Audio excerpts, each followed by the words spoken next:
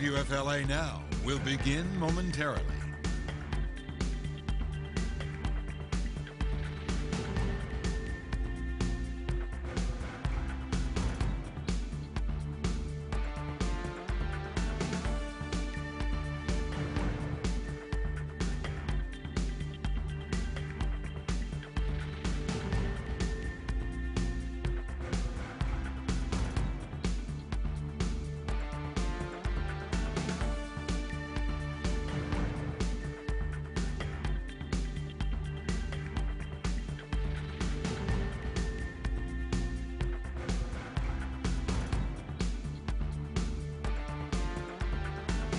WFLA Now will begin momentarily.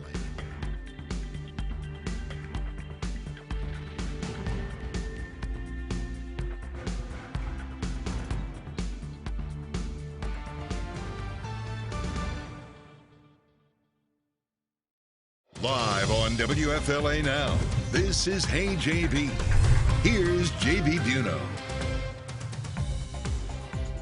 A young couple's road trip ends in tragedy with a Florida student killed in Alabama. After an act of kindness, something as simple as stopping to help someone in need falls trap to an act of deception. We're live here in the Stream Center to break down the story of Adam Simji, a story that you might have been reading about this week here on WFLA.com, the WFLA app. Good morning to you folks. JB here with you live in the Stream Center. If you have not heard about this story, the story of 22-year-old Adam Simji, it's a story that you really ought to read about. And if you want to go read about it now and then you can come back, or of course, if you're joining us after this live stream has concluded, you can of course click on the link in the description on this video. It'll take you over to WFLA.com. Look for the headline that reads, Florida student killed protecting his girlfriend. We're live here in the Stream Center with WFLA News Channel 8's Jack Royer. Jack, good to have you on stream. Good to be back, JB. And anytime we have a story talking about Central Alabama, I'm bringing you on to this stream because, of course, this is an area you know well, an area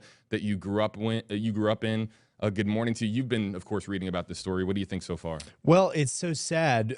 First of all, good to be here, but sad to be here talking about something so tragic because, as you know, this was just a couple who tried to help somebody they thought was in need.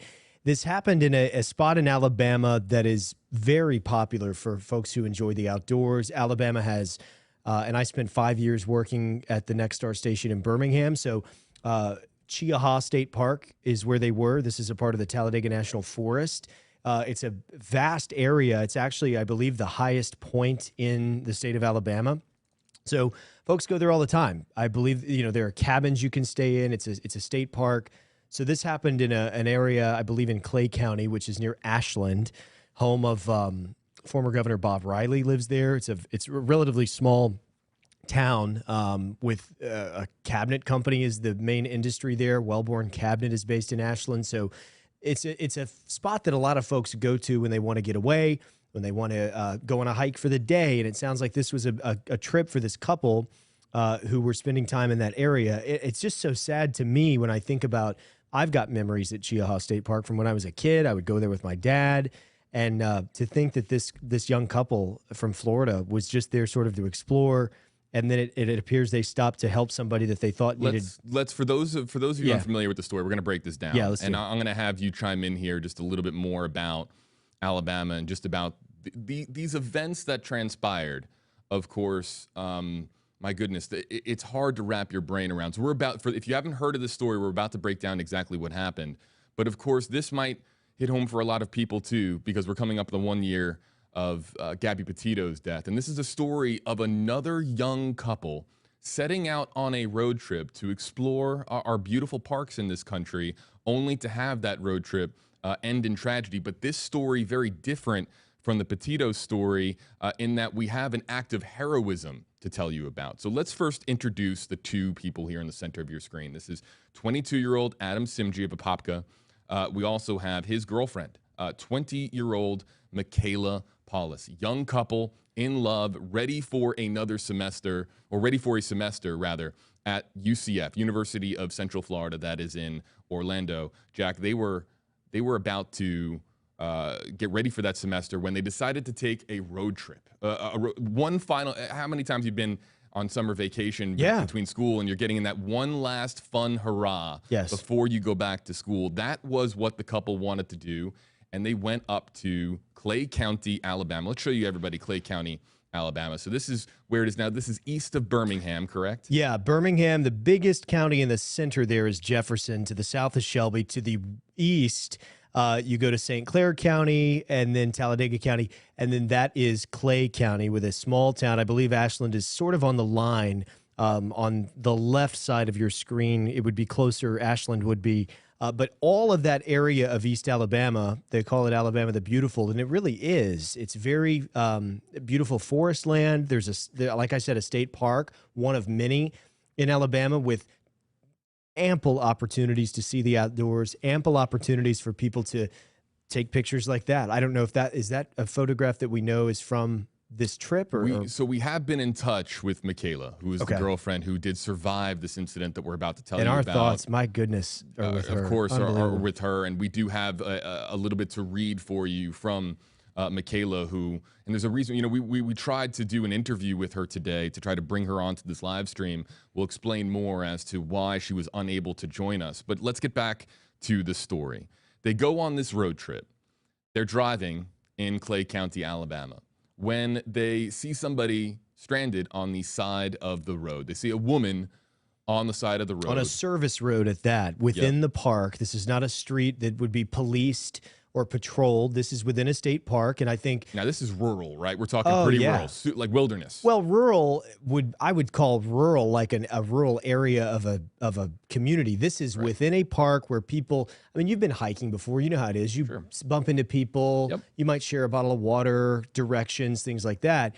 I think it would be my tendency, too, to assume if I saw somebody needing help or... really needing anything, I would want to stop and help them. It's a different. You're not on the street. So this brings us to a question that we have in our poll, and we've asked people here to vote in our Facebook poll. Have you ever stopped to help somebody on the side of the road? And these are live results. We'll let everybody kind of continue to trickle in their votes here, but this is a live look at your results. I will tell you this: I've never stopped to help somebody on the side of the road. I've never done it. I will help somebody in a parking lot who needs help. I've helped. I have hopped out of my car after witnessing an accident. Yeah, me too. But this is a young couple, that sees a woman stranded on the side of the road, clearly in need of help, and they decide they have a choice to make: either keep going, or you stop and you help. But I want to reemphasize: I read service road within the park. It's been years since I've been there physically. But this is not like an alleyway. This is not an area you would think. I mean. You know, obviously we will learn more, hopefully, about the motive here. I don't think we've established or anybody's established a motive necessarily here yet. As we understand, this is a robbery. This is an attempt. We'll get to that. I guess my motive is the wrong word. There's a motive. What I'm saying is it's hard to imagine the premeditation that would have to go into going to a spot this isolated within a state park and waiting on a victim, I assume is how that went down. So, I mean... I've never stopped because my father stopped once on a road in Birmingham, Alabama at night. He was a news anchor. After the late news, he stopped. It was raining. He got out, and two guys came out of the bushes. And that's a story for another day. He was not harmed or anything, but it's always spooked me thinking you don't know. You just don't know. And so there is a component of this story with an individual hiding in the woods. Let's continue telling this story. I keep interrupting Adam Simji. No, that's the point of what we do on live stream. These are your live results. It looks like more people have, stopped to help somebody on the side of the road. Adam Simji and Michaela Paulus, they decide to help this person on the side of the road. And that person turns out to be, and we'll show you guys the picture here. We have it, actually, we don't have her picture. We have two pictures here to show you. This here is Crystal Diane Pinkins, who, as we would find out later, is not visible. But Yasmin Hyder is the woman who, according to authorities, was on the side of the road seeking help. And it's Adam Simji and Michaela Paulus who decide to help out. Now, when they decide to help out, of course, they go to help as as a good Samaritan would, to help out this person, try to find out what they can do to assist them, and if their car is broken down, and if do they need a jump? Is it a flat tire? Do they need sometimes as simple as a cell phone with a working battery? Maybe a person's phone has died. At this point, Michaela Paulus and Adam Simji are startled to see that the woman pulls out, again, according to authorities, pulls out a firearm. Now, this appears to be, and as we understand it, this is a armed robbery that is now occurring on the side of the road. That Adam Simji and Michaela Paulus's act of kindness falls trap to this act of deceit, where this woman, again, Yasmin Hyder, is accused of faking them out and pulling a gun on them. Some time, of course, passes, and at some point after this, after Yasmin Hyder allegedly pulls the gun on them, here's the part about this story that is still surreal to me. Adam Simji is armed and pulls out his own weapon, and an exchange of gunfire occurs. And I want to say this too for viewers who may not be outdoorsy. I mean, I wouldn't describe myself as outdoorsy, but I am from Alabama. It would not be uncommon to enter a woods and want to have a firearm with you to protect yourself. Yeah, protect yourself. But you know, there are people who fear snakes, and I know there will be viewers of ours who say, "Well, you can't shoot a snake," but I will say it happens. If you bump into a poisonous snake in the woods or something, you just never know. And I'm not condoning that or encouraging it. I'm just pointing out that you might think, why would he carry a gun to go on a hike? But I think a variety of reasons people typically do that. That would not surprise me, being from Alabama, to hear, yeah, I had a gun with me, or, you know, that you're allowed to carry legally. You went to the state park, you wanted to protect yourself. Doesn't surprise me to hear that he had one. But here's the thing as well, is that he's not even from this area. So that's also a component. You got to remember, these are students who are getting ready, who are really in a week or so going to be attending school at UCF, the University of Central Florida in Orlando. They decide to go to, again, this is Clay County, Alabama. They decide to go here to see the sights, to take it in. And he has the presence of mind to bring a firearm with him. Which I should note, Florida and Alabama, I am 99.9% sure have what are known as reciprocal concealed carry laws. So if you have a pistol permit in Alabama, I believe Florida honors that, and vice versa. So he pulls the gun out, and there is this exchange of gunfire that occurs between Adam Simji and, again, here, Yasmin Hyder. Crystal Diane Perkins, who that mugshot that you see there, unbeknownst to Michaela and Adam, somewhere in the woods watching this unfold. That's the woman that you see here watching all of this unfold. So there's this exchange of gunfire that occurs between the two. Both are struck by gunfire. Adam Simji goes down, and Michaela Paulus starts performing CPR. Authorities are notified. Authorities are called. And by the time the deputies get there, Michaela Paulus is performing CPR, trying to save Adam Simji's life. Adam Simji dead at the age of 22, dead of gunshot wounds suffered in this exchange of gunfire with this woman who, again, is accused of faking the couple out, pretending to be a stranded driver in desperate need of help. But it's clearly a fake out to capitalize on an armed robbery opportunity by some folks. I mean, look, if it's the armed robber, perhaps they're thinking that this is an opportunity to capitalize on people coming in from out of state, people unfamiliar with the area, people who might be willing to show an act of kindness to help out. So Adam Simji passes away. Michaela Paulus, uninjured in the incident. Obviously, though, just what it must be like for her to see all of this unfold. Oh. We have a statement on WFLA.com. Allow me to read it here really quickly. I lost the love of my life. This will be with me forever. In an interview to AL.com. There's more to this story, but again, I just want to focus on Michaela here for a second because it's just tragic what she saw happen and what she is now dealing with in the days after this incident.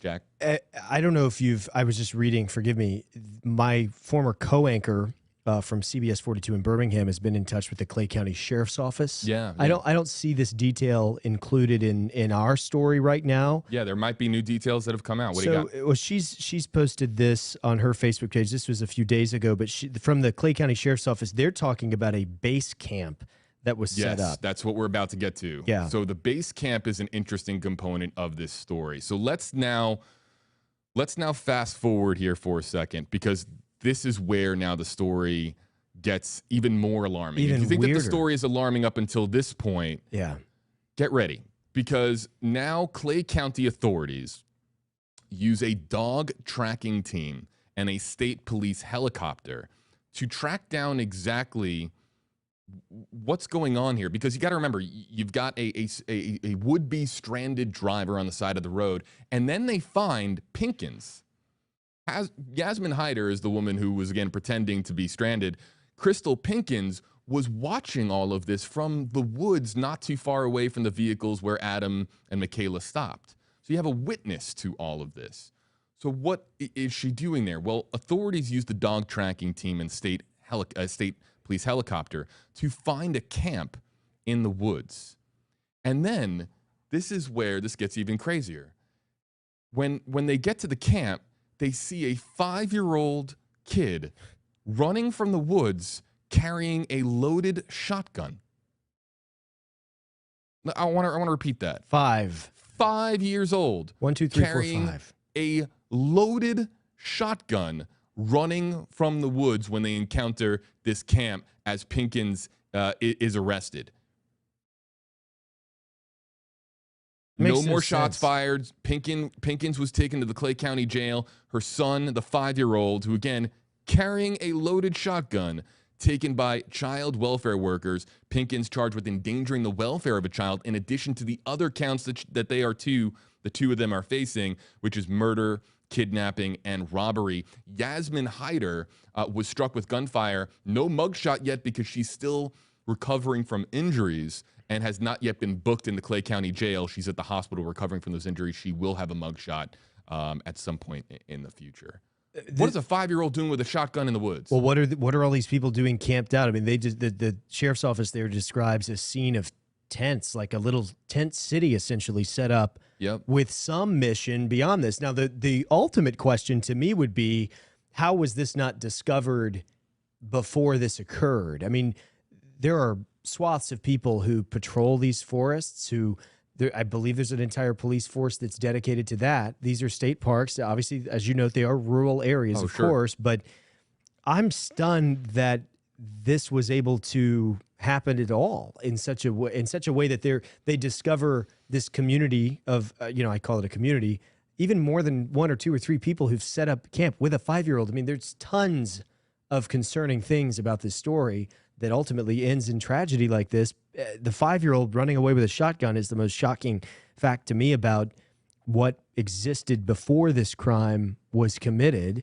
It's a big area, though. We should note that. I mean, it's a massive state park. It would be hard, I assume, to track down every. Let's be real. There's probably hundreds, if not thousands, of homeless encampments around the country in rural areas like Clay County, Alabama. Sadly, we have the homeless on the streets here of Tampa, Florida, on the streets of every city across the country. So we've heard and we've covered stories about homeless encampments, but this one, of course, involved in this story because it's a homeless encampment where that was the base for this again, based on what authorities are telling us, really an act of evil. This is evil to try to bring somebody in, have them fall trapped to your act of being stranded on the side of the road, only to then pull a gun on them. And then, again, what's a 5-year-old doing with a shotgun? What is a 5-year-old doing running with a shotgun? Even if there is a homeless camp where you have, homeless individuals living in an encampment in the woods, there's a loaded shotgun. Why does the 5-year-old know to grab the shotgun? That to me is a wrinkle, a side wrinkle to this story that is so alarming. Yeah. But that is why we have Pinkins charged with, again, and so endangering the welfare of a child. Exactly, because think about how impressionable. I mean, that between, I would say, 0 and 6 is when a kid really starts to figure out things about character. That's when you learn discipline. That's when you learn consequences for actions. What if the gun had gone off? Oh, for that too. I haven't even thought of that. So already those things exist. Then this tragedy with this couple, so many questions. And I know, so you've been in touch with, let's bring up, so we have reached out to Michaela.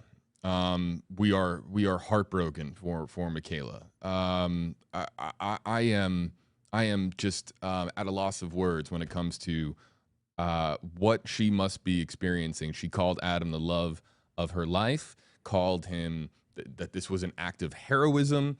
And so I'd like to bring up the email correspondence that we had with Michaela. So let me explain why we were hoping to be able to at least bring you a little bit of an interview with Michaela on this live stream. Michaela is being advised to not speak to the media because of what is now going to be a pending court case. Of course, we have two individuals who face very serious felony charges, and they do not want, and she's been given the advice to not speak to the media for fear of compromising any ongoing investigation and any future trial that would occur with, again, Yasmin Hyder and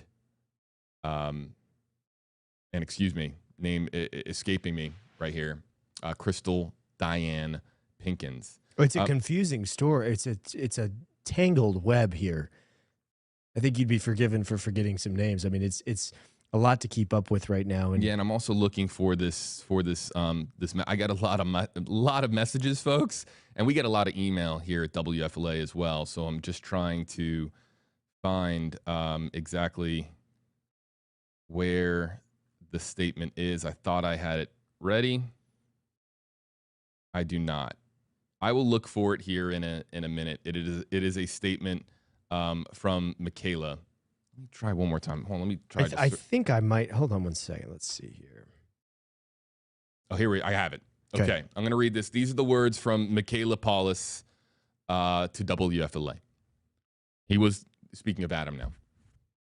Let's bring them up here on screen. Again, Michaela Paulus speaking to WFLA.com. Adam was the most kind, selfless, funny, smart, and caring person I knew. He was everything he's everything I could have ever dreamed of having in a partner.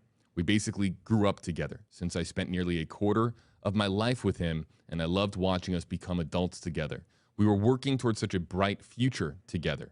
We spent nearly every second of every day together, and we never got tired of each other.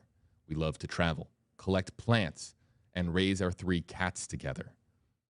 The positivity and love he had inside of him was just astronomical. He never left a room without saying he loved me. He was born in California. He moved to Orlando when he was 6. He was raised in a Muslim household, but he loved to act like an American man, quote unquote. He was brave, fearless, and ethereal. That's hard to read. That's difficult. That just goes to show that these two really there was real love between these two, and they had such a bright future. And it's just gut-wrenching to talk about another story of another young couple with such a bright future ahead, and to have that ripped from them because of evil in the world. It's just hard to process, and so it's a difficult story, and also it's just this one. The wrinkle with this one that really hits hard is that Adam was just trying to be nice. Yeah, he was just trying to do the right thing. He was trying to help somebody on the side of the road. In an environment, I keep going back to the difference in the feeling of you're in a state park where everybody's in the mentality of being in the wilderness, of needing help now and then, just in a helping hand way. And I would think, at least for me, that's a different mentality than if I'm walking outside of our building in downtown Tampa and somebody's on the side of the road and it's the middle of the night. It's just a different, like you said, you've never stopped on the side of the road to help somebody. But if I'm in the forest and you encounter people all the time that are like-minded, that want to be outside, that are out hiking and exploring, sometimes you need to stop and help. To think that this was some sort of premeditated plot by a collection of people who were apparently endangering a child by letting a 5-year-old carry a shotgun, it's unthinkable. We have a comment here. We're going to start we have 10 minutes because we got Polk County Sheriff Grady Judd coming with a press conference at 10:30. That's our next live stream here on WFLA Now. And that's going to be streamed to WFLA.com, the WFLA app, and Facebook. We will not be taking that press conference on YouTube. So YouTube audience, you could hop over to Facebook if you want to see Polk County Sheriff Grady Judd. But we want to spend the next 10 minutes taking your hashtag HeyJB, hashtag HeyJack comments just kind of give us even if you want to give a shout out to Michaela, if you want to speak to Adam's act of heroism, if you want to ask a question about this story, or if you want to speak to whether or not you would help somebody stranded on the side of the road, or if you have ever in the past. Make the day count. #KJB. Did one of the perps die too? No. The only deceased person in this case is Adam.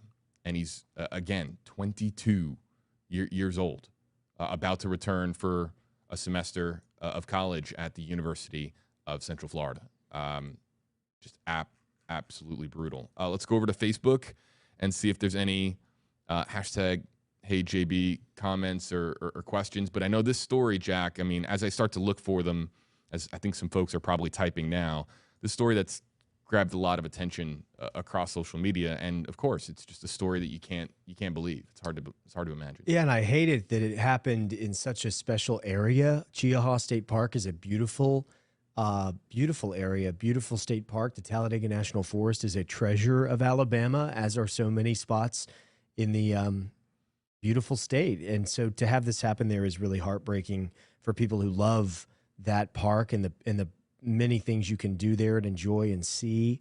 And to think that this young couple was just trying to get away and to see it for themselves and have this happen is just so unthinkable. So as we wait for those #KJB, #KJack comments and questions to come in, we could have asked the question, would you ever stop to help somebody on the side of the road? But I think that would be skewed based on this story. So we asked, have you ever stopped to help somebody on the side of the road in the past? And we're holding firm here. We've got 1,000 votes now, 60% saying yes, 40% saying no. That's nearly 2/3 of our poll respondents saying that in the past, they have stopped what they were doing, their vehicle, or stopped what they were doing to help somebody else on the side of the road. I'm in the 40%. I've never done it. I've helped people. I've gone up to strangers in parking lots to see if they needed a jump. I've hopped out of my vehicle after witnessing an accident. I've never actually pulled over to help somebody stranded on the side of the road. I just don't think I've ever really been given the opportunity to do so in an area where I thought that I could really help. Sometimes when I see people on the side of the road, they're changing a flat tire. And not saying I wouldn't stop, but at the same time. No, I know what you mean. All right, so let's get to this comment. Here we got some comments coming in. And again, if you use the hashtag, we can, either one on the left or right side of your screen, JB, Jack, we can feature your comment on screen like this. Annette Wayne, #KJB. I don't get why our children have to go through this. And people are trying to fight from changing our gun laws. Why? So this is an instance where having, Adam was able to protect himself and really protect Michaela in a situation because they were held at gunpoint. I mean, they were found themselves in an extremely vulnerable situation. Now, I think that there is an argument to be had. I think that there would be people out there that would say, look, in a situation where Adam wasn't armed, would the robber have taken the vehicle, precious belongings, money, credit cards, and all that stuff, and just let the couple, leave the couple on the side of the road? Or is it a situation where only Yasmin Hyder knows whether or not that she had lethal intent when it came to this encounter? But this is a story that is completely changed by the fact that Adam goes into that situation armed to protect himself, carrying a weapon, carrying a firearm. Let's get to some others. Yeah, Jimmy May, I think some confusion. #KJB, was the victim armed too, and there was a gunfight? Yeah, so Adam was armed, and of course we had Yasmin Hyder, who was also armed as well. Moises Gomez from YouTube, #KJB. I don't understand the whole situation because for me, he had a gun. He didn't want to get robbed, so he took his gun out, and that's why he got shot. You have to have time when you draw your gun. So when this exchange, right? So Yasmin Hyder has her firearm out. Adam pulls out his firearm, and then there's this exchange of gunfire. We don't know. Yeah, it's hard to speculate. Like. It's also important to remember that all of this happened in such a very compressed period of time. Under such duress, it's hard to evaluate what anybody would do. or think to be the right thing to do. Like, you know, as she has said to us and to others, she felt like he was trying to protect her. And so, you know, it would be so challenging to evaluate how any of us would react given the exact same circumstance. And to think, too, you're so caught off guard by it. I mean, that's probably far down on the list of outcomes you would ever imagine happening again in that moment. We've got a couple of interesting comments coming in. This is last call if you're hashtag KJB, hashtag KJack comments and questions, because we do have to get going for a Grady Judd press conference that will be streaming on WFLA.com, the WFLA app, and Facebook Live as well. And this is interesting. And it comes in from, let's bring up the comment from Shannon, hashtag KJB. Do you think that Yasmin Hyder, should get charged with premeditated murder? And so this is okay. So let's go back to the charges that this is a question that is opinion based. We won't be answering this question, but we can provide some context for you. The charges that they face are murder, kidnapping, and robbery. Proving premeditated murder might be extremely difficult because an attorney, even an attorney with little to no experience handling a case like this would know that proving that Yasmin Hyder had intent to murder before Adam Simji pulled out his own firearm, that's going to be an extremely difficult thing to prove in a court of law. Yes, because you have a hard time proving premeditated murder without evidence of premeditation. I believe, let's say that you got mad at somebody and you left the room and came back with a gun and shot them. I believe you could be charged with premeditated murder because you had the premeditation to go find a weapon and come back. In this case, I hate to say it, almost turns into self-defense on both parts, but you know, to your point, it would be challenging for an attorney to say that Yasmin Hyder had the intent, the plan to kill before Adam Simji pulled out his own firearm. Marsha Mason, as we're here live from the Stream Center. Hello there to you folks. Marsha Mason, hashtag KJB, because almost everyone has a cell phone. I believe that stranded motorists can call for help. This world is too dangerous. I would never stop.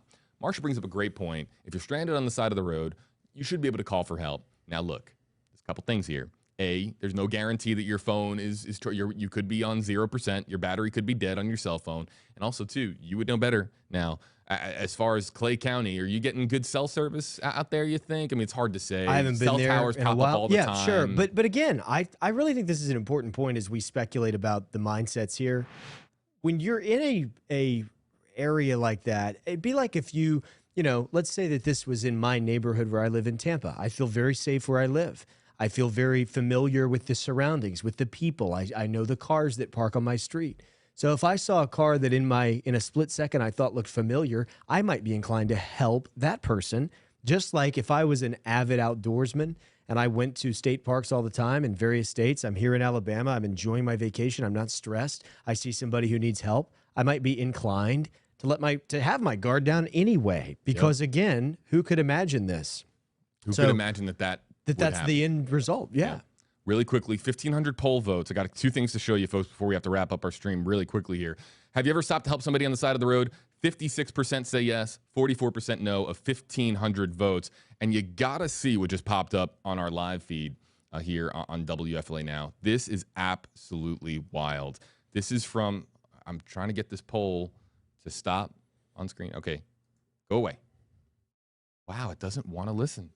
Let's just get rid of it altogether. Little bit of trickery behind the scenes. You got to see this, folks. I'm showing this to you to show you what's coming up on our next live stream. Look at this. Is live from the Polk County Sheriff's Office. Talk about a massive bust. Look at the amount of firearms, and yeah, you don't need to be a law enforcement official to know that is a whole lot of drugs in those. Those are suitcases in that luggage. So we have to get going, folks, on this live stream, because this live stream is coming up next, live from the Polk County Sheriff's Office. It's Grady Judd speaking about a massive bust, clearly massive. We just got in this feed to our newsroom moments ago. There's some mugshots there in the top right-hand portion of your screen. We will see you on our next live stream, streaming at WFLA.com, the WFLA app. Facebook Live as well. And you know what? Maybe we'll stay here on YouTube. How about, I think our audience is asking for us to stay live on YouTube. We will stay live on YouTube for as long as we can to take you live here to the Polk County Sheriff's Office. Again, if you want to read the very latest on this story, click on the link in the description on this video. It'll take you over to WFLA.com, the WFLA app. Jack, thanks for joining us. Thanks, JB. We'll see you next time, folks, on WFLA Now.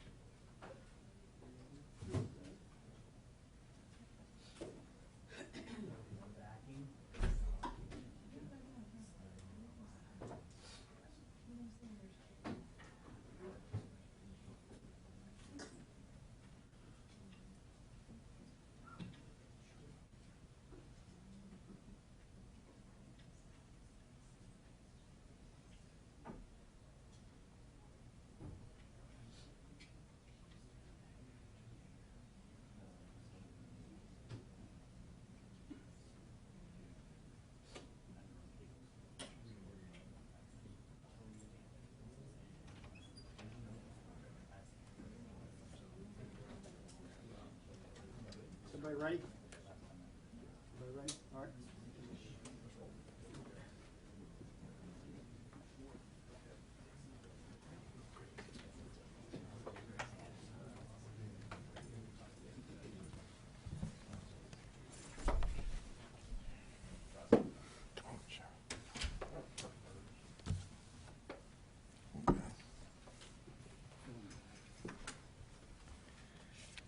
Ladies and gentlemen, thank you for being with me today. This is a remarkably exciting day for us. I'm going to start by telling you that we did a protracted investigation over the last 2 years.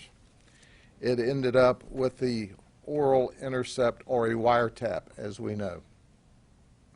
It's important to understand that when you do a wiretap investigation, that immediately that investigation is going to leave your jurisdiction. It always does, because we're dealing with an international smuggling ring that operated out of Winter Haven, Florida. There was a lot of predicate cases that was put together before the wiretap was ever requested. And it takes an entire team of people across the United States. So first I want to introduce to you those that are standing up with me, and then we'll talk about the other agencies that were involved, and you can get a flavor for the complexity of the coordination of this investigation. First and foremost, none of this can happen without our State Attorney Brian Haas, who's with us today. Mr. Haas and his wonderful prosecutors, Nicole Orr and Jennifer Ordonez, are in charge of this investigation. They have worked hand in glove with us for over 2 years. Our state attorney is the real deal in Polk County vernacular. He puts bad guys in jail. He prosecutes people. He does what's right. And we're proud to have him prosecuting for us in the 10th Judicial Circuit. Osceola Sheriff Marcos Lopez, a good friend of mine and my colleague, we helped us immensely during this investigation, and he's standing up with us today. FDLE Special Agent in Charge Mark Brutno from our Tampa office is here with us today. All of them will speak, as well as our police chief from Winter Haven, who worked closely with us because this organization was focused on and operated out of Winter Haven, David Brannon. But without Homeland Security investigations, we have Group Supervisor Darcy Corton and U.S. Border Patrol Agent in Charge Matthew Heckmanzik. We could not have been successful. We had to have contacts, and we had to have work that occurred from the importation of methamphetamine by the pound, by the multiple pound, from Mexico into Los Angeles and Fresno. And from LAX to Fresno, all of this drug flowed through, some through Memphis and some directly to us through the Orlando airport. So we also had the U.S. Postal Inspection Service, the Orlando Police Department, the Tampa International Airport Police Department, the St. Lucie County Sheriff's Office, the Fresno Police Department, and the Shelby County Sheriff's Office in Tennessee assist us. Now, all of these predicates in front of a press conference, usually people go, but I want you to understand, without them, this couldn't have come together. It was that massive an operation. So we began in September of 2020.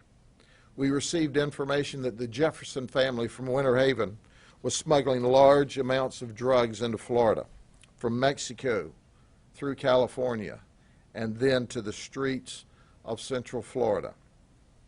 In February of 22, we ultimately initiated the wiretap. And why did we do this? We bought and made predicate cases for the wiretap throughout the 2 ensuing years, but we couldn't get to the top and link the organization together. This was a very different kind of operation. If you look at our org chart there, you notice that there's kind of 3 distinct groups of people. They were all interacting, but they had heads of each organization, and we'll go over and introduce you to some of them in a few minutes. But it wasn't the traditional organization. It was multifaceted. So we started the investigation, and here's what we determined.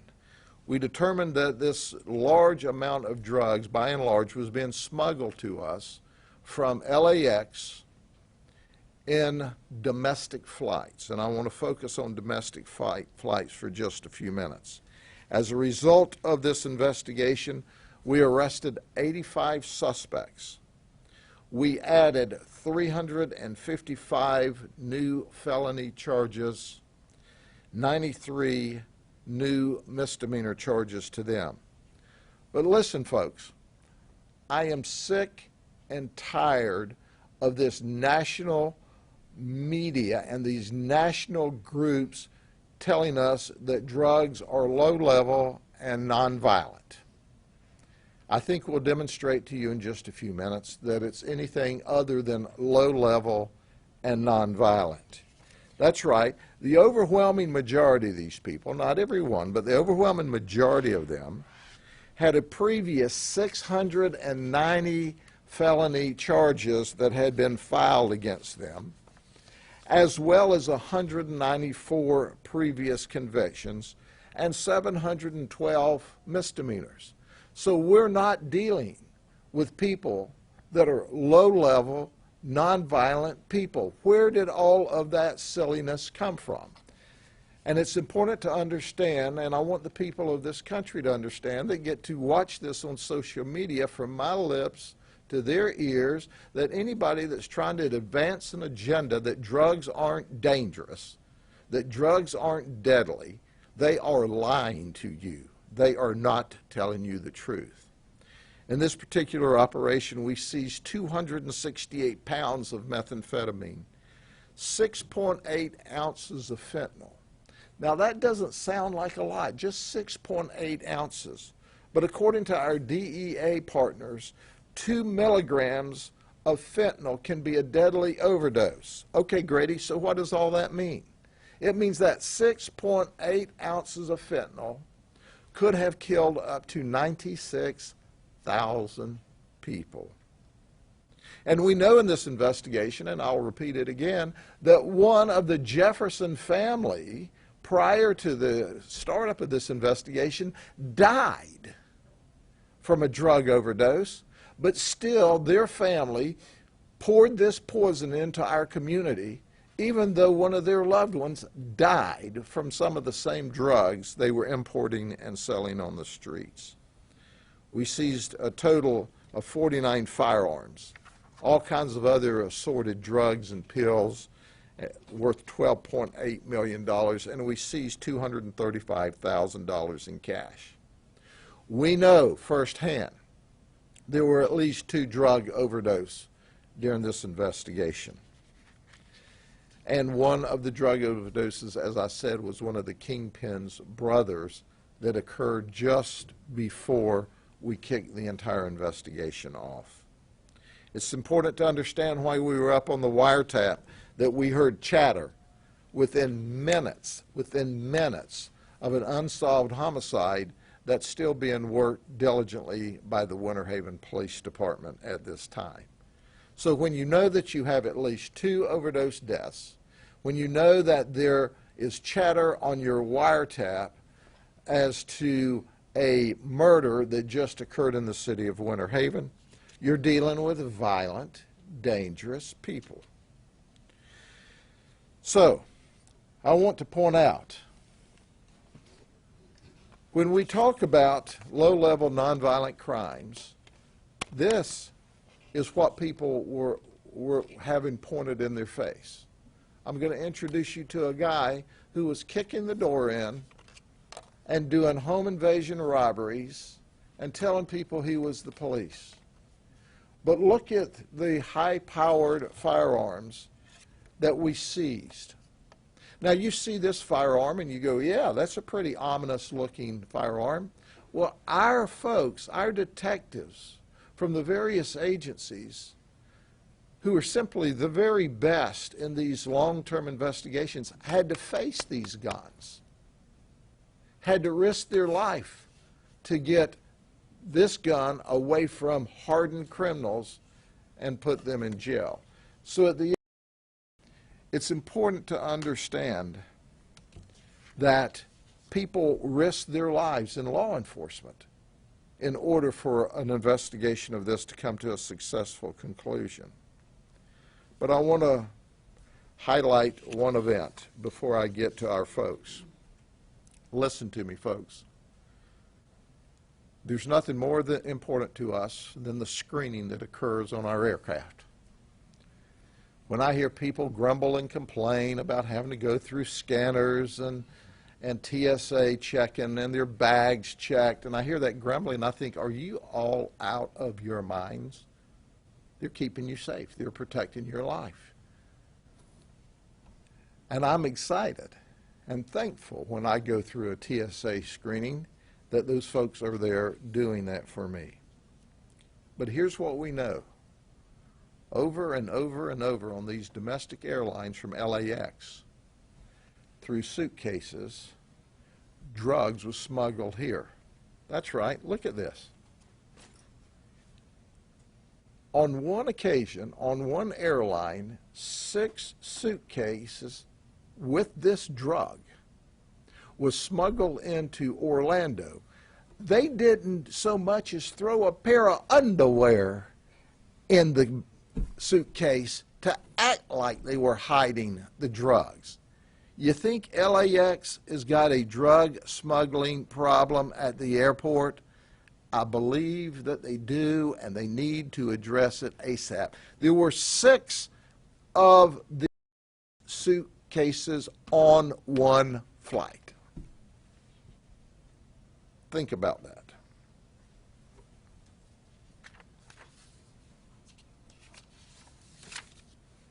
Let me show you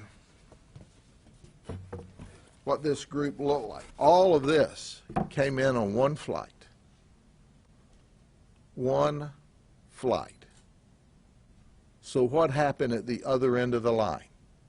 There needs to be a deep dive into the baggage handlers and to see where the hookup was to allow suitcase after suitcase after suitcase to get through the scanning with no clothes inside, no evidence of clothes inside, just drugs. You think we've got a big operation going on here? I think we've uncovered a problem for LAX. 94 pounds of meth and 48 pounds of cannabis came in that day on that one aircraft. And here are the masterminds. Here are the ringleaders from left to right. Abdosh McKenzie, Demarcus Jefferson, Dwayne Stackhouse Sr., Leonard Henderson, Javaris Samuel, and DeMarte Munson. You'll hear more about them in a few minutes. But I want you to see the men who masterminded, who were the ringleaders, who put together this very complicated this very complicated criminal enterprise ring that we investigated, and see how dangerous these men are. And Demarcus Jefferson lost his brother to the same drugs, the same poison he was peddling in our community.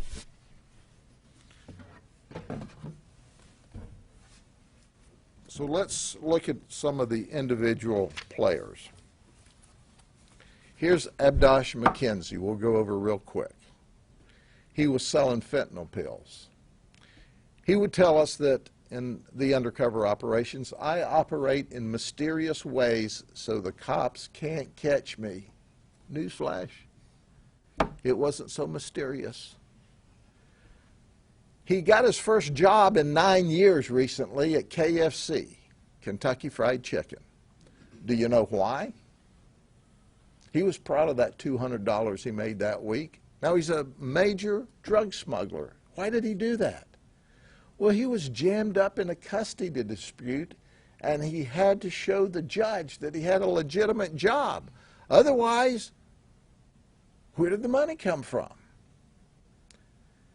But he is a businessman, because then he would pay his co-workers with dope to prep his workstation at work. But he's an ethical KFC guy, because my guys ask him, can we have the recipe for the Kentucky Fried Chicken? He wouldn't give it up if he had it. But this guy was scamming the system the whole way. Then there's Demarcus Jefferson. He's another local kingpin of the operation. His brother is the one, at only 25 years of age, died of a drug overdose. Ladies and gentlemen, let me underscore once again, I can't understand how in the world Demarcus could peddle poison to people when his family suffered such a loss as their 25-year-old kid brother. But there are people dying every day across this country because of drug overdoses and drug abuse. And yet we continue to try to downplay it as nonviolent, low-level drugs. You'll hear me say that a lot. The next person that tells you that, ask them if they're out of their mind or if they're on drugs, because it's dangerous. Now, along the way, just before the investigation, here's Demarcus Jefferson's vehicle as he was intoxicated and drove through the front of a store. Some of the local news stations covered this. But what did he have with him when he drove into the front of this store while impaired?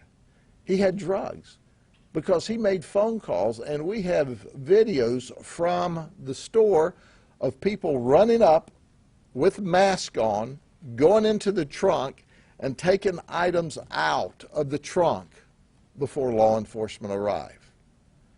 Demarcus is also involved in violent crashes. Then there's Nathaniel Jefferson, another one of the family members. In April 2021, we and the Florida Department of Law Enforcement charged him with armed trafficking in methamphetamine. While, let me say this clearly, I don't want you to miss it. While out on bond, he was trafficking more methamphetamine. Did you hear what I told you? Let me say that again, so you want to hear it clearly. I don't want to stutter. In April, we arrested him with FDLE on armed trafficking of meth. He bonded out and was trafficking in meth.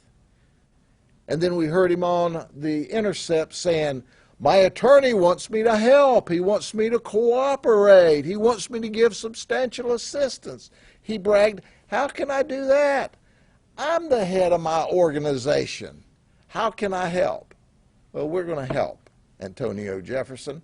We're going to help him to the state prison for a very long time. I hope his attorney got paid in advance. Then there's Nathaniel Carr. He was federally indicted for robbery, from home invasion robberies, where he portrayed himself as a law enforcement officer, where he was kicking in doors throughout Central Florida. He's in custody. But we also have him for conspiracy to traffic in methamphetamine that occurred before he was arrested for his robbery arrest. He resided in Lakeland. He currently resides in federal lockup. Then there's Vicente Basanta. He's here from Venezuela with political asylum. Did you hear that? He is here with political asylum. Apparently his ex-wife, who's not with him anymore and is not here, was a news reporter for the opposing party in Venezuela. So when the new party came in, she was scared, and guess what? He fled to the United States. Does he appreciate the United States? Oh no, he doesn't appreciate the United States. He comes here to traffic in drugs. And what you have here is a Bible case. You see? People recognize these as Bible cases. But what did Vicente do? He carried his drugs in these Bible cases.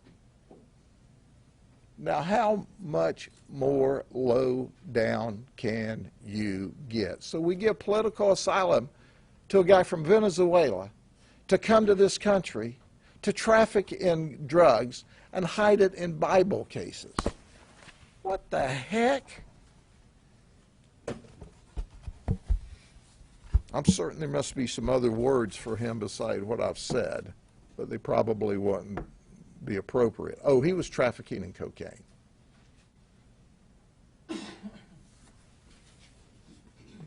He's still here legally on asylum. I say we send him back. This is Clay Bryan.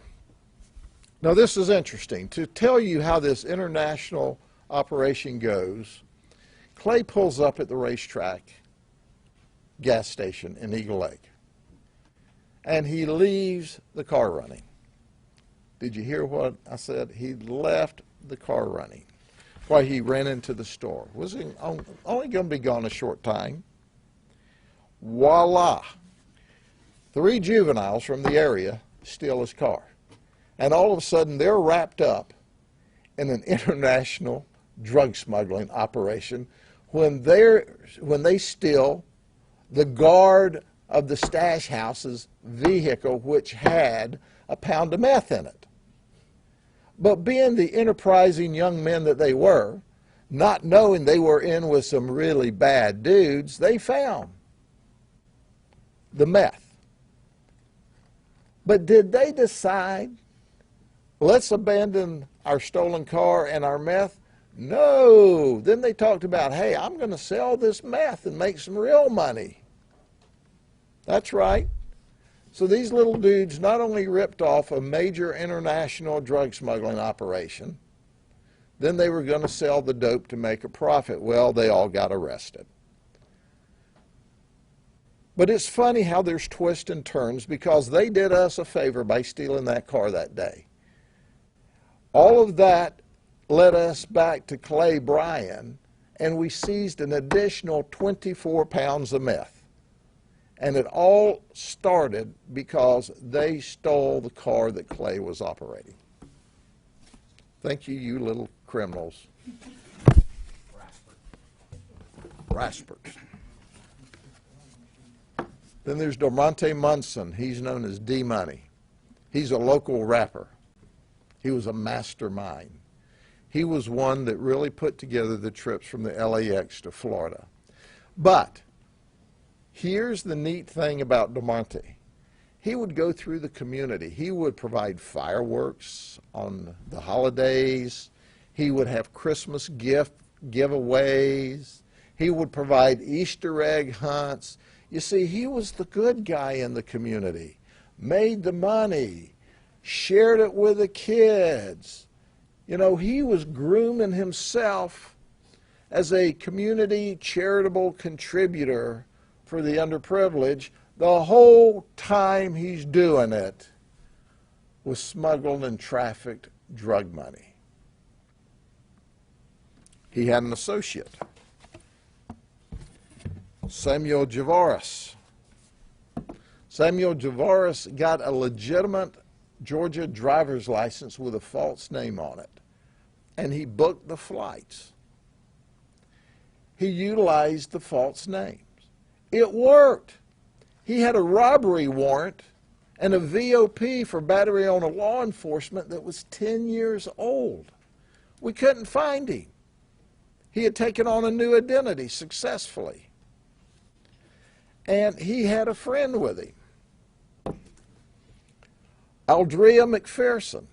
You see, he's big time. He had a home in Fresno and a home in Davenport and he moved the drugs. And when we went to stop them so that we could serve the search warrant, Aldria called children who she had access to and told them, hide the dope. Little kids, hide the dope. Are you kidding me? So what did they do with their money? They bought gold, lots of gold. This won't even fit over my head like the last one, so I'll just hold it up. $36,000 worth of gold. So they're providing things for kids in the neighborhood. They're buying gold.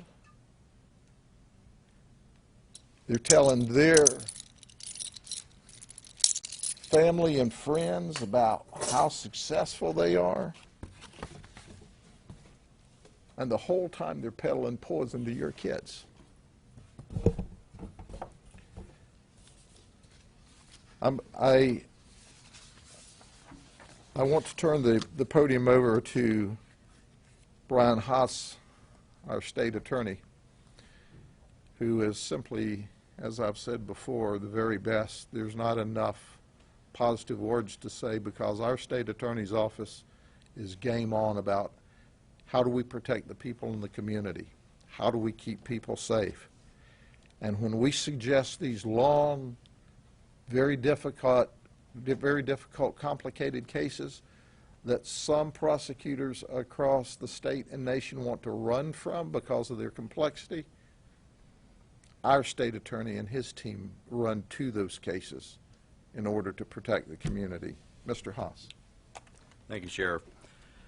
I'm very thankful to have been able to be a part of this investigation from the very beginning and understand all the complexities and all the work that went into this. I think that these cases show how our communities are all tied, not just here within our county, but across our state and across our nation and across our world, which is why it's important that we all do our jobs to make sure that the criminals are being dealt with appropriately. Being easy on the criminals, wanting to be their friends, that's not the answer when you're dealing with folks like this. You've got to be aggressive and you've got to take control of the situation, which this is a step in that direction. I think one of the things that really left an impact on me was the amount of work that went into this case. And I know some of the folks that were involved are here today, prosecutors from my office, but across agencies, detectives, and folks that spent hours and hours and hours putting the time in, probably missing events with their family and things like that, making those sacrifices to put this case together. And I think that a lot of that goes a little bit unthanked for all the work that they did, but we certainly appreciate it, all the work that you've done. The case it's an important day here today, but there's a lot of work still to do, a lot of prosecutions. You see this board, that's a lot of cases. We have a lot of cases and we just got some more. But we're up for the task and we're committed to making sure that we see this through all the way to the end. It will take a long time. The last thing I'll say is a word of thanks to Sheriff Judd. If you look at all of the people up here today and all of the folks that were assembled to make this happen, it's not just local folks, it's other state agencies, federal agencies. It's because of Sheriff Grady Judd and his leadership that this happened. It all starts at the top, and we are so fortunate to have our sheriff as the leader of making sure that this all happened. So thank you, Sheriff, for all your work. Thank you, Mr. Haas. The Osceola Sheriff Marcos Lopez, is a dear friend of mine. And our counties not only abut up to each other, but we have a major metropolitan center where the county line runs kind of through the middle of town. So we have part of the town, and Sheriff Lopez has the majority of the town, but we work closely every day on all kinds of investigations. And Sheriff Lopez is the epitome of professionalism and cooperation. Sheriff, thank you for the opportunity to work with you. You have some comments? I just want to thank everyone for having us here. Sheriff, you know, all the people that work together to take care and make sure that we could put good cases together for prosecution with a state attorney. It's really important because this poison is really killing people. And, you know, criminals don't know borders or boundaries, and like the sheriff says, they go back and forth from Osceola to Polk, and, you know, we really got to maintain a firm hand and make sure that our state prosecutors are putting them in prison for a long time. You know, they don't care. Don't wait till some of this stuff hits your neighborhood and one of your kids die.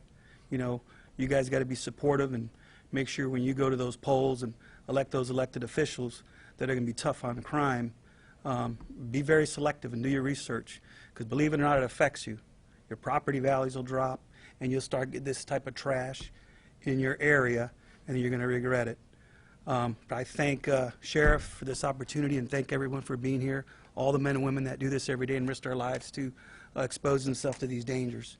There's a lot of work to be done. Like they said, this case will still go on for a little bit, but all these people, hopefully, will stay in jail for a long time.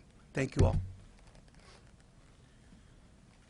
Thank you, Sheriff. And we have Mark Brutnell, who is the special agent in charge out of Tampa with us from FDLE. Mark's teams and our team work together every day in short-term and protracted investigations, and this is only one more example. But FDLE is always there, and we love their energy and their enthusiasm, and we really love that statewide jurisdiction. Come on up. Thank you, Sheriff. Good morning, everybody. I first and foremost like to thank the investigative team and the prosecution team that are here. You guys did amazing work. Without that hard work, we would not be here today to make us all look good. You guys are the true champions behind the scenes. Clearly, this drug trafficking organization does not know jurisdictional boundaries, and the amount of poison they've peddled and the firearms and the violent crimes that come with it is very, very scary, but it's a daunting task that obviously we're all up to handle. Again, they don't know jurisdictional boundaries, but I got good news for the public, either do we. As you see here, federal, state, local, all working hand in hand with big results. Again, I want to thank the men and women that put this case together. It was an excellent job. Job well done. Thank you, Sheriff. Thank you, sir. And we have Police Chief David Brannon, who's going to make some comments. Chief Brannon and his team and my team work together every day, everything from minor disturbances to the most major international smuggling rings. And I can always depend on the Winter Haven Police Department and Sheriff Brannon, maybe, I hope you don't run against me next time. Chief Brannon, I worked for a Sheriff Brannon one time. Chief David Brannon is there with every operation we do, everyone, all the time, and he is very special to us. Chief, come on up. First, I'll thank you for the promotion today. So, as always, as he said, we're always working with the Sheriff's Office. We're also working with other agencies because we can't do this job. Like they said, the drug dealers, they don't know where it stops and where it stops. And as you can see, they're going all over the country and international. It's very important, one, to work with each other so we're successful for our community, because it's not just Winter Haven, it's Polk County. Also, even just for the safety of our own detectives and making sure that we're working together and not stepping on each other's toes. As I look at this board today, there's several names that I see and recognize more than I would care to admit over the years, whether it's them or their family members that I dealt with back when I was a patrol officer or narcotics sergeant. Worked cases with the Sheriff's Office on them, doing different buys. And just to go back to what they're talking about in fentanyl and how dangerous that is these days, it's not just the people that are taking narcotics that they know may have fentanyl in it because that's what they want. It's also the people now that are probably buying marijuana, not wanting fentanyl, and don't know it's there. That's what we're dealing with. The overdoses are going up and up, and we're having to deal with that. And not just that, just the safety of our officers not knowing every time they open up a package of drugs, what are they going to be dealing with. So I do appreciate the Sheriff having us here today and the assistance we were able to give on this case. Thank you, Chief. And our federal partners have chosen not to speak publicly, but don't let their lack of public comments overshadow the fact that they were game on and totally engaged every step of the way. And had it not been for them, there's a lot of things that we could not have accomplished in this. So you guys are simply awesome, and we appreciate it very much. Okay, does the media have any questions of any of the team up here? How many years has this operation been in operation? Yes, ma'am. We've known about some of these players, and as you can tell by the previous felony arrest, they've been arrested periodically. But the information came to us that the Jefferson family was heavily involved in major league methamphetamine smuggling, and we've been working this investigation about 2 years, a little more than 2 years. We're right at it. But information is, and we've known that they have been involved in smugglings and robberies and drug dealing for a number of years, but we didn't know of this operation until we collected our intelligence and worked with the other officers involved. But you must understand that my organized crime team, my detectives at work and special investigations and our supervisors, ladies and gentlemen, they're simply the very best in this business. And they're game on all the time, and they work with their colleagues across the state and nation, and that's why these cases come together. We still have 3 people out of state that are still at large and are on the lam that we're working with our colleagues. But when we can pick up the phone and the Fresno police are game on to help us, that's important. The Orlando police officers and the police departments game on. But I can't overemphasize, these folks have been in trouble before. You know, these folks didn't roll out of Sunday school and decide they would create a little mischief this week. These are hardcore people for the most part. I'm a little hung up on the drugs in the suitcase thing. Were these drugs that were in checked bags, and is there evidence that TSA agents were in on it? Well, this drug was in checked bags. And sometimes they would have what they call ghost tickets. They would get a ticket to travel, check their bag, and never get on the airplane. And the suitcase would fly by itself. Other times, in this particular case where we took the 6 suitcases off, there were people on the planes with the drugs, 6 of them. But they're very talented and they're very experienced. So this is not the first time these drugs have leaked through, which causes you to be suspicious of when they schedule the flights and who was on duty down checking the baggage in. Because they would come off of the planes, through the security, down the elevators, and spread out. We watched a very, very, very impressive effort for them to be able to pick their drugs up and avoid detection. We did surveillance, and people would come from Orlando, and they would go to Lakeland and then down to Bartow and then back to Winter Haven before they'd end up back in Davenport. They would make a round-robin trip. So they were very calculated. But look, they weren't hiding this among clothes. They were sending it in this form. So at the end of the day, there was a hook someplace. There had to be. LAX needs to get on this.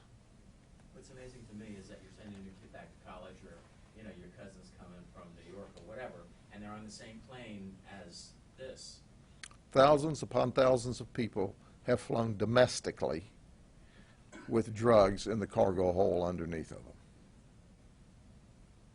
Is there any indication that there's a distribution network going on in other cities just like this, considering that it was as complex as having airline flights and other things? This particular operation was here, but we would have to be naive not to think that there's other major smuggling operations going on just like this across the country. This is kind of 3 smuggling operations all working together. Like I said, there wasn't just one boss of this.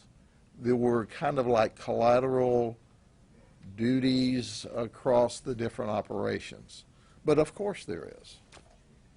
Can you tell us how many people were wiretapped and how that played into all that? I can tell you, was it 9 telephones we listened to? 11 telephones we listened to over this operation.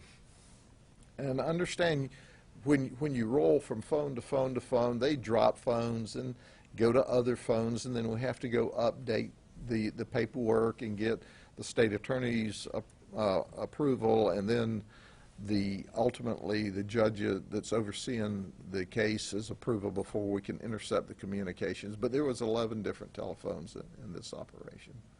How critical were these wiretaps to getting these criminals off the street? The law clearly says that if there's any other method to successfully dismantle the organization, you can't use communications interceptions or a wiretap. So you have to exhaust other investigative methods before you go to a wiretap. So this organization could not have been dismantled absent this operation with this wiretap. And keep in mind, this investigation is still ongoing. You know, people watching this, you know, and I hope you're tuned in on your favorite social media. We're after you too. Don't sleep well tonight. Don't think you're going to just drink good wine and snort coke. You know, we're after you.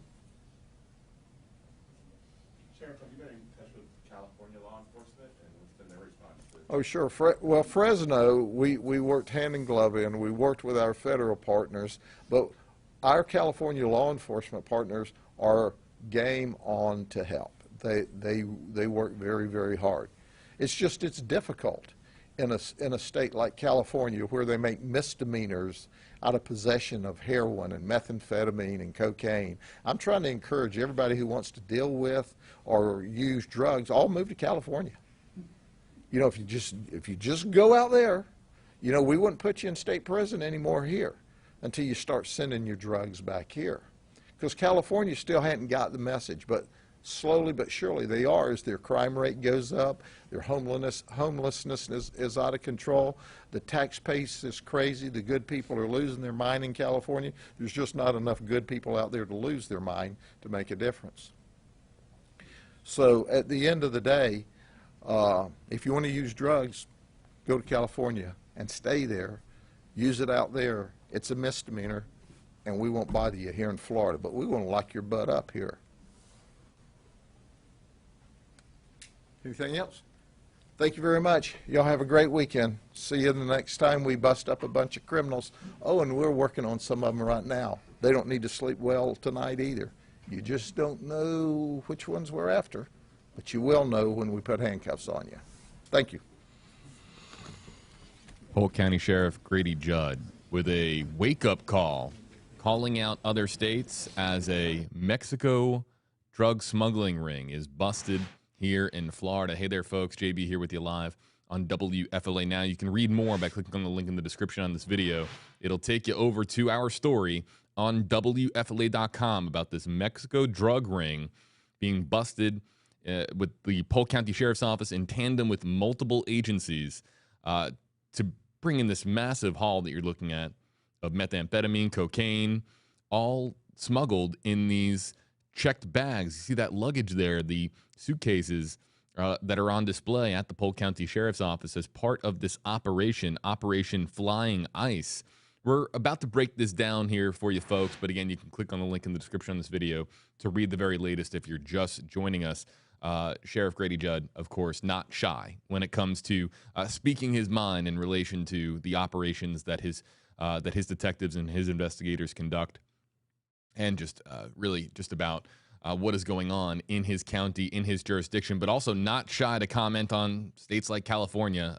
You heard there, Sheriff Grady Judd, very critical of the state of California and what he would say are lax laws when it comes to drugs and of course, other laws as well. Here with you live, folks, on WFLA Now. What we're going to do is we're going to wrap up this live stream on Facebook Live. We're also going to, on the WFLA Facebook page, the WFLA JB Facebook page, we're going to be wrapping up our live stream. We're going to go over now to YouTube and talk with our YouTube audience about this story and the other story that we covered on our previous live stream, the Florida student that was killed in a shootout in Central Alabama a week before going to school at the University of Central Florida, an act of heroism as he pulled out a firearm to defend himself and his girlfriend from a stranded driver who was a robber in disguise.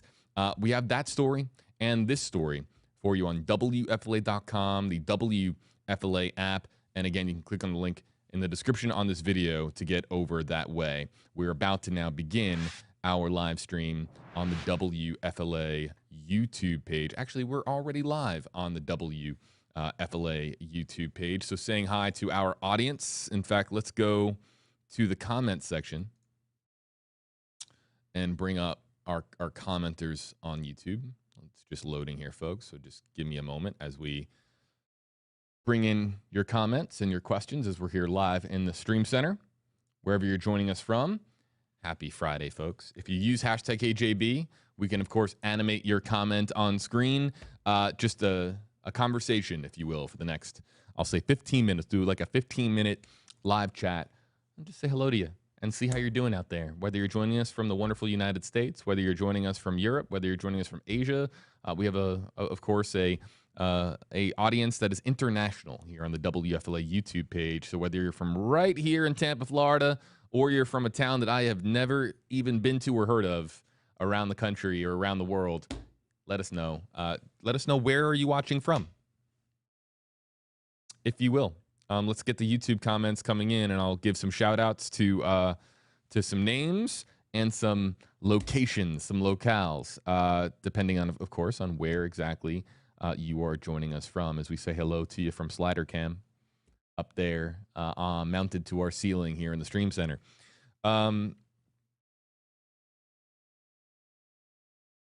Yeah, we've got about 2,000 or so people.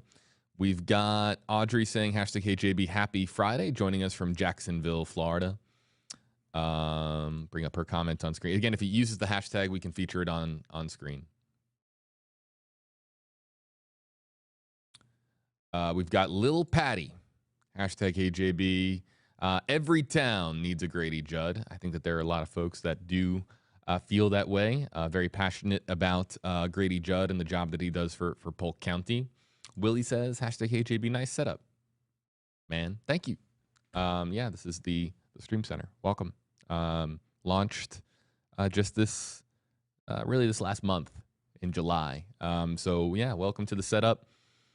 Notice how when I speak, the screen behind me there on the left side of your screen kind of interacts. See that?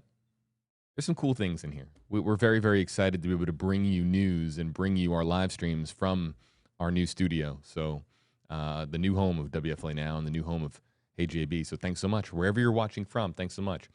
James Echo, hashtag HeyJB, watching from San Jose, California.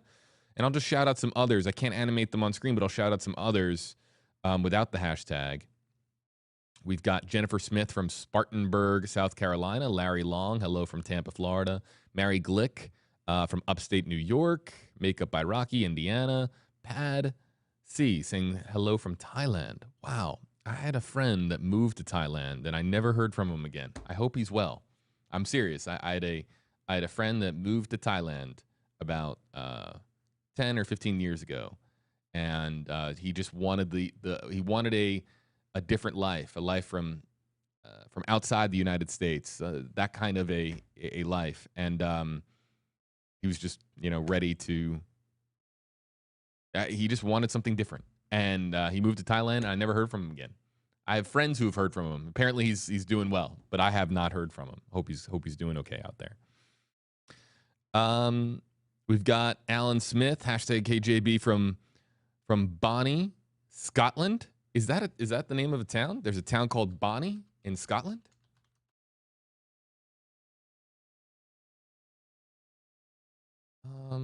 I see that there's a 1935 movie directed by James Horn called Bonnie, Scotland. But is that an actual, here, maps, Google Maps, Bonnie, Scotland? Not popping up, but I believe you. Sandra Roberts, hashtag HeyJB, I'm watching from the Netherlands. Great catch. Kathy Hearts Disney, hashtag HeyJB, hi from Phoenix, Arizona. Grammy's Life, hashtag HeyJB, watching from Utah. Melody Cromer, hashtag HeyJB, Ohio, in the house. Gassiana Adams, hashtag HeyJB, here from Grassy Park, Cape Town, South Africa. Yeah, I know where that is. I know where Cape Town, South Africa is. Happy Friday. Happy Friday to you. Gassiana Adams. That's amazing that you're joining us from South Africa. So wherever you're watching from, hello there to you. JB here with you live on WFLA Now with just wow, Florida news is interesting and unique and oftentimes tragic, as we talked about on our previous live stream. There's tragedy. There's I have covered news in 8 states: New York, Pennsylvania, Delaware, Maryland, Virginia. That's 5. Alabama. I've been in other states, but like as far as covering news in states, I think it's been 8. It's been New York, Pennsylvania, Delaware, Virginia, Maryland, Alabama, and Florida. And I guess you could throw Mississippi in there. I did some news in Mississippi as well. And Florida is just different. Florida news is just different. It's unique. It stories that would be the lead news story, the biggest news story of the year in other states are mere mentions in Florida oftentimes. And so as we come back to this massive drug haul, this is an international drug ring that was busted by multiple law enforcement agencies, including the Polk County Sheriff's Office and Grady Judd.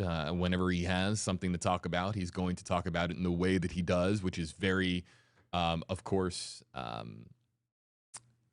think charismatic would be a word. Boisterous, I think you could say as well. There's a lot of words that you could use to describe Grady Judd, but shy is not one of them. And he is always going to speak his mind about the state of affairs, not just in his jurisdiction, but in his country. And this is alarming. Let's just get that out there. There is nobody that can look at this and say, oh, that's okay. That's This is alarming. This is drugs, methamphetamine, cocaine, most notably. That's why the Operation Flying Ice. This is drugs, an insane amount of drugs that is going from, according to Grady Judd, from Mexico into LAX, into Los Angeles, somehow getting through customs, somehow making it into LAX. And there's just there's an obscene amount of traffic that goes through that airport. So we don't know if this is a needle in a haystack. Oh, hey, look at that. Nam Garvey, #AJB. Bonnie is like a Scottish term of endearment, almost like little, cute, wee, charming. Okay, so right. Thank you. I guess, yes, thank you for that comment. But LAX is a massive, absolutely massive airport. If you've never been, it's almost a city. LAX at any given moment in time has more people in it than probably you're a small town or a small city. I mean, it's just insane how many people go through LAX on a day-to-day basis. So these suitcases going from Mexico to Los Angeles and then getting on domestic flights to, other cities across the country, that is an extraordinarily alarming discovery. Likely has been going on for some time. But how large this ring is perhaps truly unknown. We had one of the reporters here in the Polk County Sheriff's Office. It might have been Stacy De Silva. Shout out Stacy De Silva, our great WFLA correspondent covering Polk County. Somebody asked, is this happening in other states? Are these drugs leaving LAX and going to other states across the country? And Grady pretty much said something that equates to you're probably. In all likelihood, yes. So this is a wake-up call. The first words I used on this stream were wake-up call, because if this amount of illegal narcotics can be stuffed in a suitcase, make it through customs, make it through TSA, and make it to cities and towns across the country, that's a massive, massive problem. And so it'll be interesting to see the aftermath of this and the fallout from this in the days, weeks, months, and years ahead. Then we have this story. My goodness. Adam Simji. Hashtag Adam Simji, man. This one pulls at your heartstrings because Adam, if you missed our earlier live stream, I'll break this. Let me give you the 30-second breakdown of this story. Adam, Michaela, in love, young couple, getting ready for school, the semester to begin at the University of Central Florida. They want one last road trip, one last fun experience before they have to go into school and start studying and spending their time reading books and being in the library. And before the semester begins, they decide to take a trip, and they go to Clay County, Alabama, to Talladega National Park, a beautiful park, scenic area of central Alabama. There, they encounter a woman who appears to be stranded on the side of the road. That woman was not who they thought that she was, just a stranded driver desperate for help. Pulls out a gun. That woman, Yasmin Hyder, is in a hospital now. Crystal Pinkins apparently in the woods nearby as well. What transpires here is, as we find out, Yasmin Hyder is a would-be robber, has a gun on her, but Adam also has a gun on him. He's traveling with a firearm of his own, pulls out that firearm according to authorities, and an exchange of gunfire takes place.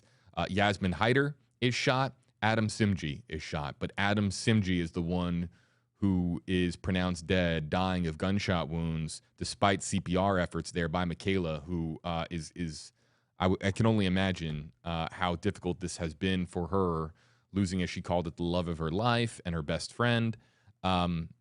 Just absolutely excruciating for this young couple that were just ready for the rest of their lives. And so Adam Simji passed away, and in this tragic set of circumstances. And Yasmin Hyder was shot as well, transported to a local hospital, being treated for injuries, at which time, when she is ready, she will be sent to the Clay County Jail and booked. That's why we won't have her mugshot as of yet. Just an absolutely crazy story. I encourage you to watch the previous live stream if you want more on that. We had Jack Royer on. So for the next 10 minutes now, I'm going to use this opportunity to, as we say hello again from the Stream Center, to just give you guys the spotlight. Whatever you'd like.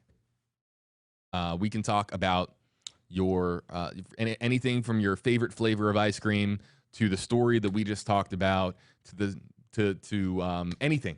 Anything's on the table. This is just a 10-minute live stream chat. And if you use hashtag HJB, I'll animate your comments on screen. Whatever you'd like. We could talk about the weather. We could talk about news. We could talk about fun things. We could talk about Grady Judd. We can talk about Adam Simji some more, if that's what you guys would like. This is just 10 minutes to talk about whatever you guys want to talk about. It's very kind of you, Audrey. Hashtag HJB. How are you holding up this week? Doing okay. Doing okay. For those of you who don't follow me on social media, we had a very, very painful loss here. The WFLA News Channel 8 family having a very, very, very painful loss. Paul Lamison, our chief photojournalist and the voice of Eagle 8 HD, who many of you might remember from Gabby Petito coverage, those countless flights that he did over the Carlton Reserve, and he was the voice that you heard. Paul's the coolest guy, and he passed away of a heart attack earlier this month. And his memorial service was this week, and we're all still a little, it's just not the same here without him. So to Paul, fly high, my friend, rest in peace. So it's been a little bit sad in our newsroom. I wouldn't say anything but the truth to you guys. And it's been sad. But what we're doing is we're rallying together, we're coming together, and we're doing the very best that we can because it's what Paul would have wanted. And Paul wouldn't want us sulking around. Paul was a fun-loving guy, someone who loved to joke around and have fun. The news industry, let me explain something to you guys about Paul really quickly, and then we'll move on to other comments. Paul, this industry has a way of really, the news industry has a way of beating people down in a way. It can be very difficult to come into work every day and be a positive person with a smile on your face when we're talking about so many negative headlines. And the news, of course, in and this is a whole other topic of conversation, but the news, in so many respects, we're talking about terrible things that occur. And so that can really beat down on a person. And it's very rare to have somebody that is somewhat impervious to that, to where they're not, of course, the news that we cover strikes them and hits them in their emotions. But Paul had a way of always being somebody around our newsroom who was smiling, fun, and just filled with joy. And we're going to miss him dearly. So rest in peace, my friend. Audrey, thank you for asking. We're doing okay. Every day, we're doing a little bit better. Let's see. Yeah, Makeup by Rocky. Hashtag HAB. Have you heard about Kylie Rodney, 16-year-old missing in California? Of course. And we have been... So, of course, we here at WFLA, we have our responsibilities for Florida, for Florida news. And depending on the way that things work with things here, we try to cover national news stories also. We will, if there is enough demand for it, if people would like for there to be a live stream where we delve into Kylie Rodney, that story, of course, is something that we could absolutely explore with you guys. It's obviously been a big news story. There has been other news companies and news reporters and news stations that have been covering that story and doing a tremendous job at bringing you the day-to-day or even the hour-by-hour developments. If you'd like WFLA to cover it, the best way is to go over to the WFLA Facebook page and leave a review and talk about our live streaming. You can mention, Hey JB, you can mention WFLA Now, and then you can recommend the stories that you would like for us to cover. If you go over to, again, the WFLA Facebook page and you leave a review, that's actually the quickest way to getting a story that you'd like covered to be covered, is if you leave us, or if you give us feedback and then suggest stories that you think that we ought to cover. Of course, I've been following Kylie Rodney, and it's just so difficult. So the next follow-up question might be, we did live streams multiple times a day, and for Gabby Petito, what makes that different from Kylie Rodney? Gabby Petito Brian Laundrie came back to the Tampa Bay area. That's where we are. And so we're a local news station. We covered that story heavily because of all the local news ties. Kylie Rodney is, of course, in California, where that story is. So we, of course, have our duty and our responsibility for our Florida viewers to cover the news in Florida, and then we dabble with news stories elsewhere. But we also listen to you. So if that's a story that you would like for us to cover, you know what to do. Other comments? Yeah, thank you, Let It Be. Miss Eagle 8HDs, Paul Lamison sending prayers. Thank you.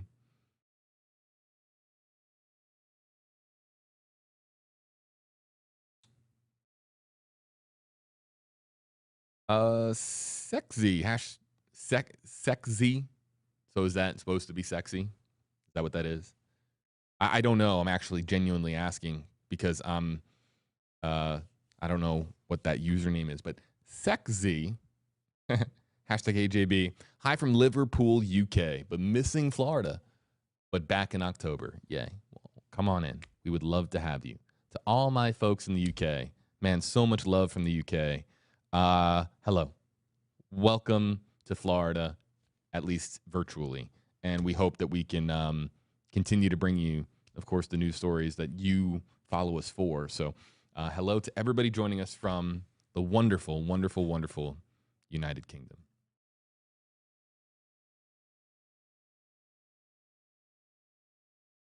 I'm not too familiar with this one. Hashtag AJB from Let It Be. Any updates on missing aspiring wrestler Samantha Fiddler that went missing in 2016? I'm not too familiar with that, but that's something that I can look into. Elizabeth Richardson, hashtag AJB. I love the dedication watching Sheriff Grady Judd and all the law enforcers put a stop to crime in Polk County. We need a Sheriff Grady Judd in Mississippi. Yeah, there's some great, but you know what though? There's some great law enforcement officials in Mississippi. I've covered Mississippi news a little bit. Of all the 8 states that I've covered, Mississippi is probably the one that I've covered the least amount of news in. However, there's some great law enforcement officials out that way. Grady, I think, gets a lot of publicity because of his his way with words and his talent in front of the camera, but he would be the first to tell you that there's some outstanding law enforcement officials in this country that don't have a talent in front of the camera, but have a talent for leading their law enforcement agency to an outstanding pedigree. And so, yeah, I just want to give a shout out to law enforcement in Mississippi, and thank you for all that you do. Let's see.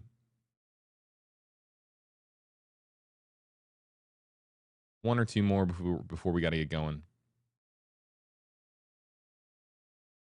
Rue Fop, hashtag HJB. It seems as though California will undermine all of Sheriff Grady Judd's busts. I don't know if they would undermine them, but look, there is, when it comes to multi-state operations, there needs to be a level of cooperation that exists, and so the cooperation that would exist between California and Florida, that just because California's laws are different doesn't mean that they're not going to enforce those laws. So the law of the land is different in California, but law enforcement officials are forced to enforce the law, not create them in California. So let's not forget that. So if a sheriff in California, a police chief in California, a state law enforcement investigation in California is working in tandem with the Polk County Sheriff's Office, they're going to do the best they can within their means and within the law of the land in California to work in tandem with Florida, or at least you would hope. And so that's just the nature of how these multi-state operations are conducted, and states help each other out all the time. Democratic states like California will help out Republican states because the law is the law. And while it's not universal across multiple states, it's still very much a team effort when it comes to enforcing the law of this country. And so, yes, California is very drastically different from Florida, but that doesn't mean that they cannot work in tandem on big cases, medium cases, and small cases to bring justice and bring, some uniformity, at least in the respect of enforcing the laws of their respective states. It's hard to explain, but there is teamwork that is conducted on between states, including California and Florida. Jennifer Smith, hashtag AJB, talk about the drug busts. Okay. Yeah. Ask and you shall receive. This is the drug bust we're talking about, Jennifer. Look at this. That marijuana, right? Rifles, luggage, coke, meth. An exact quote from Grady, I believe. I think I had this right. He said, "Don't think you can snort coke and drink wine. We're coming for you." Grady likes to talk to his future suspects on streams, at his press conferences. It's just his way. He likes to say, "We're coming for you. Don't sleep tight." It's just his way. It's just his nature. And anyone who's followed Grady Judd in the past knows that he has said far more eyebrow-raising things than "we're coming for you."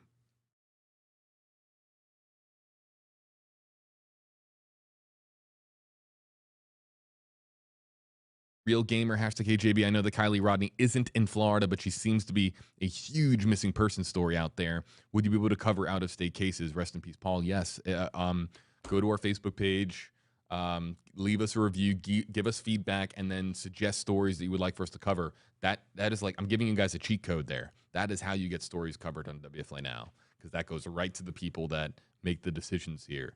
I have some leeway when it comes to the stories that we cover. Of course, I can. I have a voice here at WFLA. However, I can't just cover any story that I choose to. It is a team here. There is a team. It might just seem like me when you see me out here alone, but our newsroom is located over there that way, and there are people, of course, that are helping us to gather news, present news, write news, and so it's not just me. It's a team that makes this possible. I got 3 minutes before I got to get going. Oh, my goodness. Jay, I'm really grateful you brought up this one. Hashtag HJB. Maybe an update on the Cassie Carly case and ask her sister back.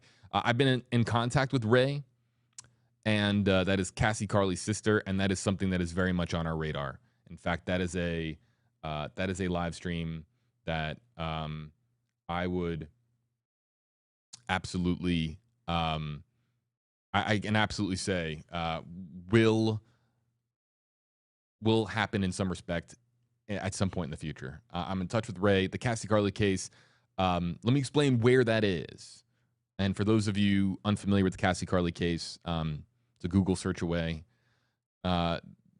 Cassie Carly's remains, they're still performing an autopsy, and really the autopsy's done, as I understand it. And all the reporting that I've done, the autopsy in Alabama is pretty much complete, minus toxicology. Toxicology isn't, some states get to it faster. It depends on state laboratories. It depends on resources and the departments of forensic sciences that exist in various states. Alabama, it's a 4 to 6 month wait, at least, for toxicology results. So while Marcus Spanavello, Cassie Carly's ex, sits in a jail cell awaiting what's going to happen, they're awaiting toxicology results out of Alabama. It could be any day now, could be any week now, really could be any month now. We don't know when that's going to come back, but Ray is somebody that I have stayed in touch with. That's Cassie Carly's sister, and that might be a future live stream as well. Oh, man, Lil Patty, hashtag AJB. I live in a small town in central Missouri, between 4,000 or 5,000 population. We have an outstanding PD. Officers will stop to help with flat tires or anything you need help with. Love my town. Oh, what's your town? That's Missouri. I didn't say Mississippi, did I? That's MS is Mississippi. MO is Missouri.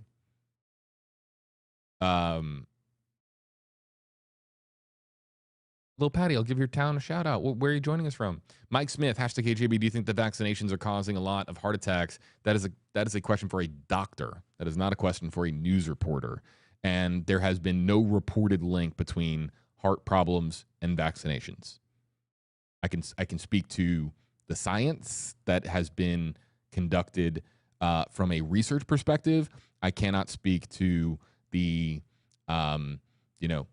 the medical answer to this question. But as of right now, we have not seen any link whatsoever between vaccinations and heart attacks. The COVID-19 vaccine is reportedly safe. Of course, there have been side effects, as with vaccinations. You get vaccines, side effects can occur, and it depends on the individual person. However, there has been no widespread link between vaccinations and something as serious as heart problems or heart attacks. That changes, though. That we've done gajillions of live streams on COVID and on vaccinations, not here on YouTube, but on Facebook. And so that is still something. And then Lil Patty, we're going to end out on this. Higginsville. Shout out to Higginsville, Missouri, man.